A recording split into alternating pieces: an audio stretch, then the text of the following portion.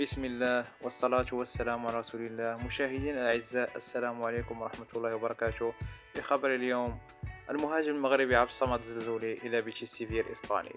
وقع المهاجم المغربي عبد الصمد الزلزولي صباح اليوم الجمعة عقدا للانتقال لنادي ريال بيتيس الإسباني لمدة 5 سنوات قادما من برشلونة. وقال مراسل بإن سبورت الرياضية إن المهاجم المغربي تعاقد رسميا صباح اليوم مع نادي ريال بيتيس الإسباني إلى غاية سنة 2028 بقيمة 10 ملايين يورو، مع احتفاظ برشلونة بحصة 50% من بطاقة اللاعب، وذلك بعد مفاوضات دامت 24 ساعة مع برشلونة للاستفادة من خدماته.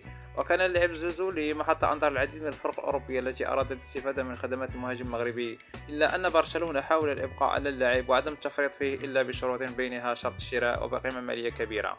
يشار إلى أن تقارير إعلامية كانت قد أفادت بأن نادي إشبيلية الإسباني تقدم بعرض رسمي لضم الدولي المغربي عبد الصمد الزلزولي لاعب برشلونة خلال فترة الانتقالات الصيفية.